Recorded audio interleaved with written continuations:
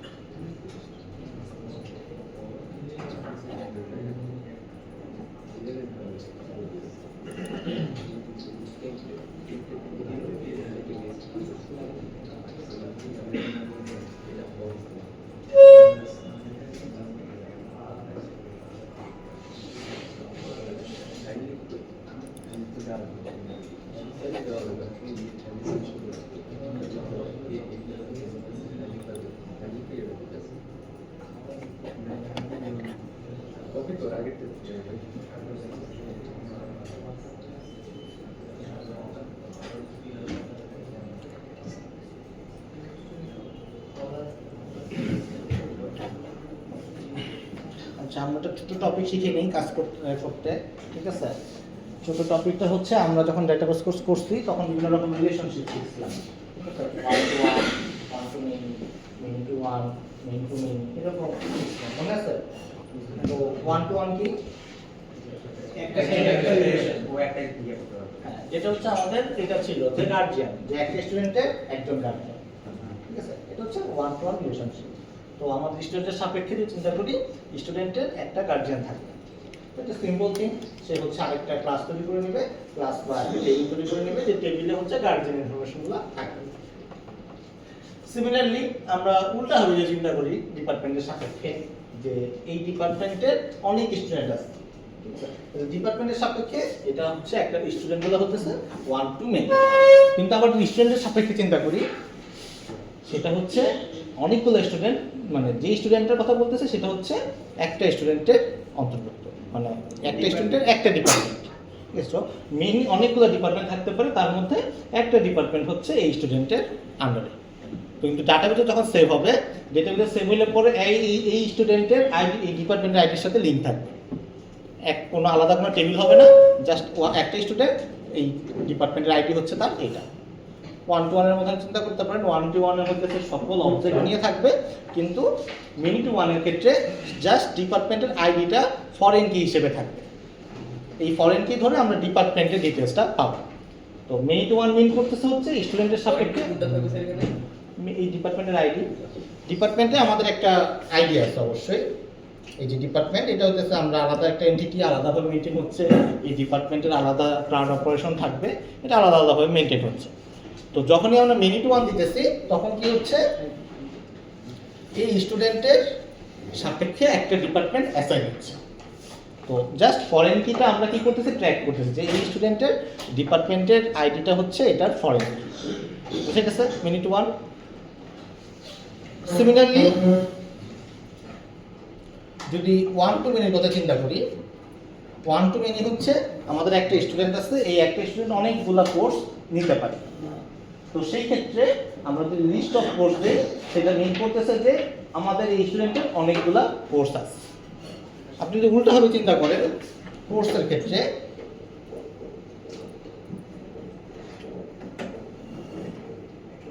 আপনি এখানে দুই রকম ভাবে লিখতে পারেন। একটা যদি আমরা 1 to many,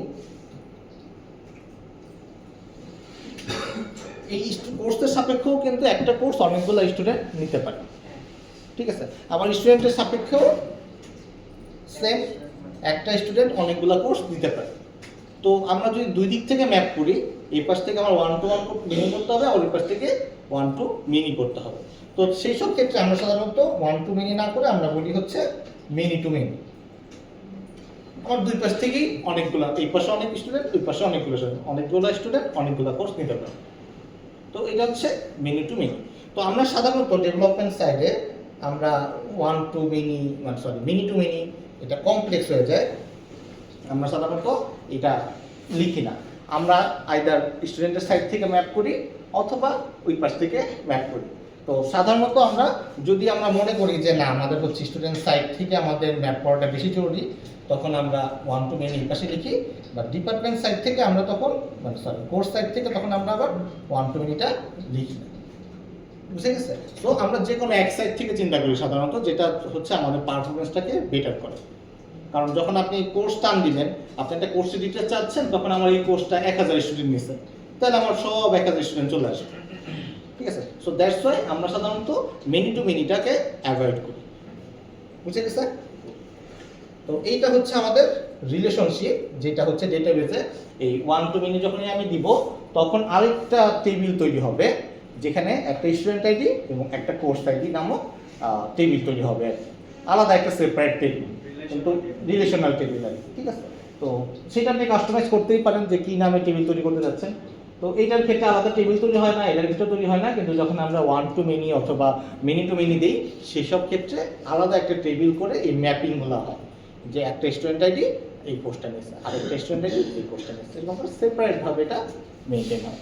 তো এই ক্ষেত্রে কোর্সের একটা ফরেন কি থাকে এবং স্টুডেন্টের একটা ফরেন কি থাকে, ওটা আরেকটা ডিফারেন্ট টেবিলে যে আরেকটা ডিফারেন্ট টেবিলে স্টোর হবে, টাপা টেবিলে একটা ডিফারেন্ট টেবিল হবে। ওটার নাম কোনটা হবে? নাম আপনি যা দিবেন, এখন যেটা আছে কোর্সের সাজেস্ট স্টুডেন্ট এরকম টাইপের হতে পারে, আপনি চাইলে নাম চেঞ্জ করতে পারেন, বুঝে গেছে? এখন আমি এখানে দুটো ডিফারেন্ট জিনিস লিখছি। আমরা এই লিস্ট মানে এই কোর্সেসটা ওয়ান কাইন্ড অফ যে ক্লাস আর কি, ক্লাস। হ্যাঁ, কোর্স আরেকটা ক্লাস হচ্ছে, সেম কোর্স হচ্ছে আরেকটা ক্লাস। এখন এখানে আমি cascade equal to cascade type dot all লিখছি। তো এই ক্যাসকেডটা কি? ক্যাসকেড হচ্ছে যে আমার স্টুডেন্ট ধরেন মাদার, আমার কোর্স হচ্ছে চাইল্ড, ঠিক আছে? তো ধরেন আমি এই স্টুডেন্টটাকে ডিলিট করে ফেলছি, তাহলে এই স্টুডেন্টের আন্ডারে আমার কিছু কোর্স ছিল, মনে করেন একটা স্টুডেন্ট আমি আরেকটা খাতায় লিখে রাখছি যে এই স্টুডেন্টের কোর্স হচ্ছে এগুলো, দুইটা ডিফারেন্ট খাতা, এই খাতায় স্টুডেন্টের লিস্ট, এই খাতায় কোন স্টুডেন্ট কোন কোর্সগুলো নিচ্ছে। এখন আমি এই খাতা থেকে নামটা কেটে দিচ্ছি, তাহলে এখন এই খাতায় তো স্টুডেন্টের আইডিটা ছিল, সেটা কি হবে? এখানে একটা যে মেসেজ দেওয়া লাগবে যে এটা ডিলিট করা যাবে না, ডাটাবেজে এমন কিছু ছিল। তো এইটাই মেনটেন করে হচ্ছে এইখানে। তো ধরেন যে আমরা যদি রিমুভ করতে চাই, যদি আমরা রিমুভ করি দেই, তাহলে কি হবে? যদি প্যারেন্ট রিমুভ করি চাইল্ডও রিমুভ হয়ে যাবে। যদি পার্সেস দেই চাইল্ড, এটা যদি আপডেট করি এই চাইল্ডও আপডেট হবে। মনে করেন আমি স্টুডেন্টের নাম আপডেট করছি, সেই ক্ষেত্রে আমার চাইল্ড থেকে যদি কল করে সেই নাম আপডেটেড নামটাও কল করবে আর কি, আপডেটেড হবে আর কি। এরকম মার্ক যদি করতে চাই, যদি আমরা ডিটাচ করে দিই তাহলে ডিটাচ হয়ে গেল আর কি, মানে এর সাথে আলাদা কোনো সম্পর্ক থাকে না আর কি। আর যদি আমরা বলি যে না, আমরা হতেছে সকল আপডেট হলে আপডেট হবে, সেভ হইলে সেভ হবে, ঠিক আছে, ডিলিট হইলে ডিলিট করে ফেলবো। প্যারেন্টের জন্য যা করতেছি চাইল্ডের জন্য আমরা সেম জিনিস করতে চাচ্ছি, সেই ক্ষেত্রে আমরা অল দিই, যে সেভ হইলে সেভ, আপডেট হইলে আপডেট, ডিলিট হইলে ডিলিট, অথবা রিফ্রেশ করতে চাইলে রিফ্রেশ। তো এই ক্ষেত্রে আমরা অল দিলে এই সকল ফাংশনসগুলো প্যারেন্টের জন্য যা করবো চাইল্ডের জন্য সেম কাজটা অ্যাপ্লিকেবল হবে। তো এই ক্ষেত্রে আমরা যদি এখন প্যারেন্ট ডিলিট করে দিই চাইল্ডও ডিলিট হয়ে যাবে, বুঝে গেছে? আরেকটা জিনিস অ্যাড করছি কমা দিয়ে, ফেচার। হ্যাঁ হ্যাঁ বুঝিনি।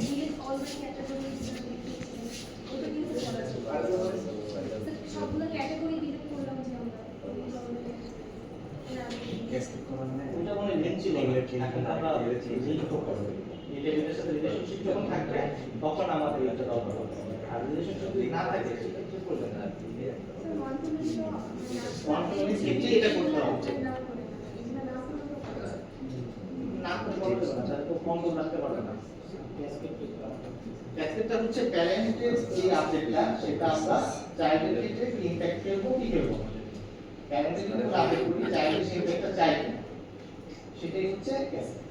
প্যারেন্ট ডিল করে ফেলছি আমরা কি চাইল্ডে তাকে রাখতে চাই, একটা স্টুডেন্ট অনেকগুলো কোর্স নিতেছে, আমি স্টুডেন্টটাকে ডিল করে ফেলছি, তাহলে ওই স্টুডেন্ট যে কোর্সগুলো নিছে, যে টেবিলে স্টুডেন্ট ইনফরমেশনগুলো আছে, যে একটা আমার স্টুডেন্ট 3.1 নিছে, ওই ওটা কি থাকবে কি থাকবে লিখে যাওয়া উচিত, রেস্টই আমি বলছি।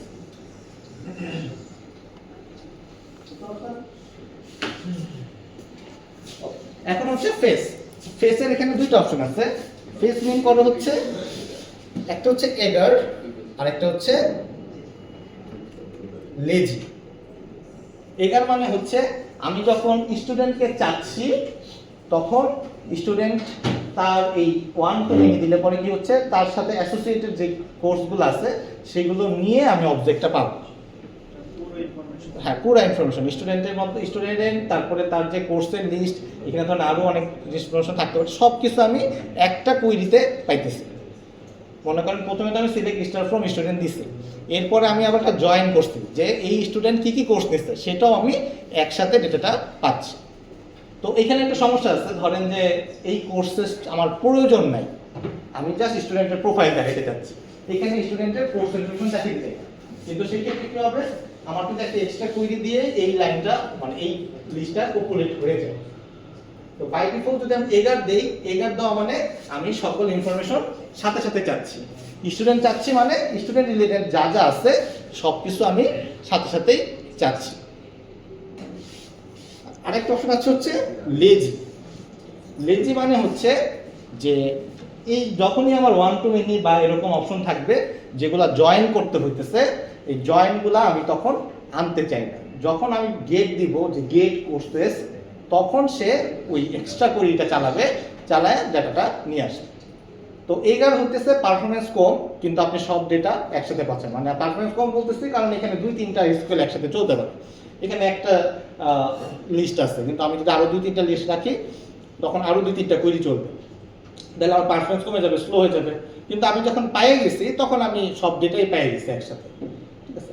কিন্তু যদি আমি এখানে লেজি ব্যবহার করি তাহলে আমি পারফরমেন্সটা বেটার হবে, কিন্তু যখন স্টুডেন্ট একটা কোর্সের লিস্ট দেখতে যাবে তখন আমাকে আরেকটা কোয়েরি করে দেন দেখাইতে হবে, ঠিক আছে। তো লেজি হচ্ছে যখন আমার প্রয়োজন তখন আমি কল করে ডেটাটা নিব। আর এগার মানে হচ্ছে আমি শুরুতেই সকল ডেটা একসাথে টান দিয়ে সব কোয়েরি একসাথে টান দিয়ে নিয়ে আসতেছি। লেজির সাথে কোয়েরিটা কিভাবে লিখছো? লেজিটাকে কোয়েরি লিখতে পারবেন না, অটো কাজ করবে। এগার ফার্স্ট এগারটা পারফরমেন্স কম, কারণ ও তো অনেক কোয়েরি একসাথে নিয়ে আসতেছে। আর লেজি হচ্ছে, লেজি মানে হচ্ছে এটা তখন আর আসবে না, প্রথম কলে এটা আসবে না, তো সেকেন্ডে পরে যখন আপনার প্রয়োজন হবে তখন আলাদাভাবে একে কল করে ডাইকে নিয়ে আসতে হবে। ইউজারের সার্চের উপর ডিপেন্ড করে কাজ করে। ইউজার সার্চ বলেন, ইউজার যেটাই করতে থাকেন আর কি, তার উপর depend। হ্যাঁ হ্যাঁ, কোনটা লেজি ফেস? ফেসটা হচ্ছে যখন আপনার স্টুডেন্ট প্রয়োজন, এখানে স্টুডেন্ট অনেক ইনফরমেশন আছে না, তো এখানে কিছু জয়েন কোয়েরি আছে, এটা তো জয়েন করি কারণ এটা আলাদা টেবিলে আছে। তো এটা যখনই আপনি স্টুডেন্ট টার্ন দিতেছে সেই জয়েন কোয়েরি সহ এটাকে কল করবে। কল করলে কি হবে, আমার আলু কয়েকটা কোয়েরি চলতেছে, আমার পারফরম্যান্স কমে যাচ্ছে, কিন্তু আমার রিলেতে দরকার নেই, তাও রিলেতে চলে আসতে পারে। তো এটা হচ্ছে আমরা এগার বলি সেই ক্ষেত্রে। যদি আমি এরকম পারফরম্যান্স এরকম ভাবে চাই যে আমি যখন স্টুডেন্ট ডাকতেছি স্টুডেন্ট রিলেটেড যা যা আছে সব আমি চাচ্ছি, সেই ক্ষেত্রে আমরা দিব এখানে ফেস টাইপ ডট এগার। আর যদি আমি বলি যে না, আমি যখন এই মেথডটাকে কল করব গেট প্রসেস, তখন এই কোয়েরিটা চালায় আমাকে ডেটাবেস কোয়েরি করে নিয়ে আসবে, তখন দিব হচ্ছে লেজি, মানে সে প্রথমে স্টুডেন্ট যখন কল করছে তখন এই ডেটাটা টান দিয়ে আনবে না। স্যার লেজি দিলে এরপরে যে যখন কল করব তখন শুধু ওই ডাটাগুলো টান দিবে। হ্যাঁ, তখন এটা এই ডেটাটা টান দিবে। আর যদি আর এটা দেই, এটাতে তাহলে এটাতে সব টান দিয়ে একসাথে নিয়ে আসবে। প্রথম কলেই টান দিয়ে নিয়ে যাবে। বুঝে গেছে? লেজি ওয়েট করতেছে, হ্যাঁ লেজি আনে না, ওদের তো অলস আনবে না। তো এই হচ্ছে আমাদের জেপিএ। বুঝে গেছে?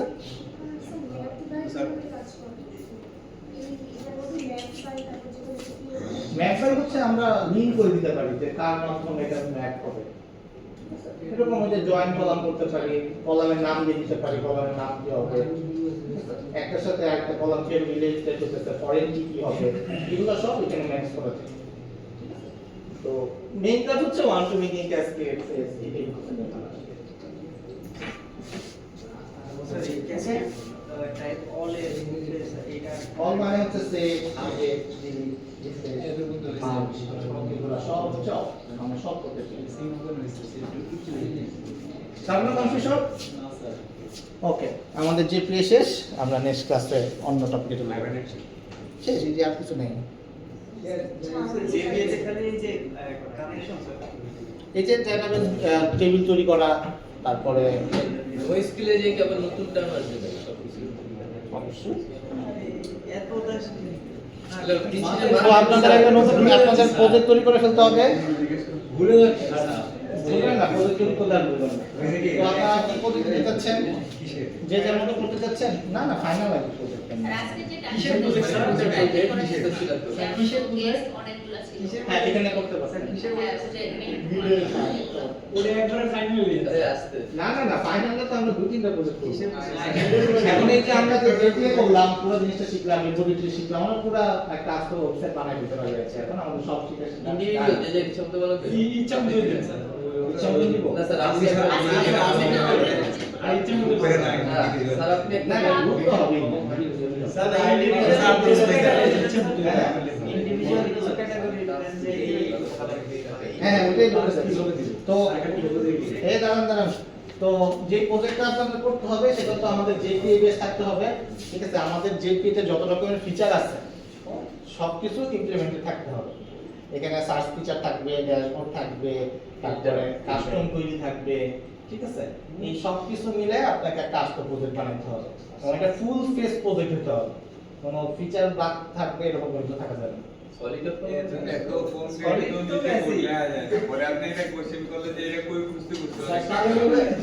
পারবেন, পারবেন। এটা লিস্ট থেকে গেট কোশ্চেন দেব না না, এটা লিস্ট থেকে কোশ্চেন দিলে কেন পারবেন?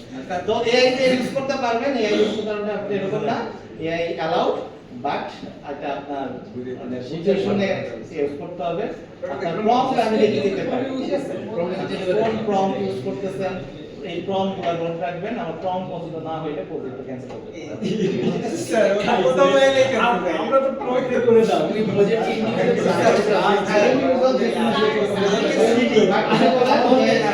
কমন যেগুলো ঠিক আছে, যারা যেগুলো দেখাচ্ছি স্টুডেন্ট, তারপরে প্রোডাক্ট, এই সব করে দাও। যেটা করতেছিলাম আজকে যেটা দেখালেন ওটা এটার উপরে ইনসিডেন্ট রেকর্ডিং না, এটা তো করতে কি একই জিনিস বারবার দেখা, নতুন নতুন কোনো কিছু করে আসবে। স্যার হবে ডেডলাইন নেক্সট উইকে, sir next week time time then sir next উইকের পরে কেন হবে? পরে কালকে পরীক্ষাটা দেন, নেক্সট উইক স্যার তিনটা কালকে কোশ্চেন স্যার কেমন কালকে কি এমসিকিউ স্যার মানে কোড লেখা লাগবে না এক্সপ্লেইন করা লাগবে কোন কন্ট্রোলার কোন কাজ হইতে পারে এক্সপ্লেইন তো থাকবে না, স্যার, স্যার, তবে এটা স্পেসিফিক্যালি বলে দেন। আগে বলে দিচ্ছেন না, স্যার আগে আমরা তো অনেক থেকে করবেন কনসেপচুয়াল কোয়েশ্চেন স্যার অনেক থেকে দেখতে হবে সব থেকে তো আসবে, এটা তো হেলে গুলো দিতে পারে টাইমিং দিতে পারে কালকে আগামীকালকে কুইজ, হ্যাঁ। পিছনে ফোন করতে হবে না স্যার, কি আপনি হোটেল বুকিং করছেন তো দেখানো প্রথম? এটাই? ওকে, স্টাফেরগুলো মার্ক আছে। স্যার এদিকে আসেন একটু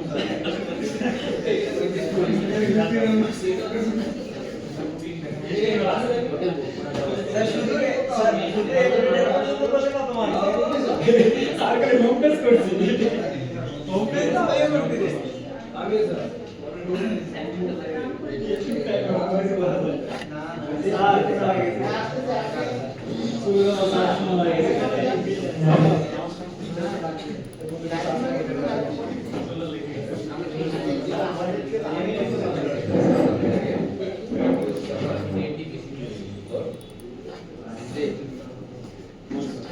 স্যার শুধু মিনিট পর্যন্ত করলে কত মার্ক স্যার 0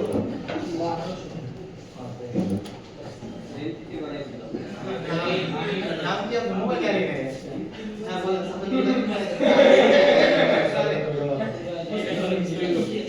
বারবার কর ভালো লাগে।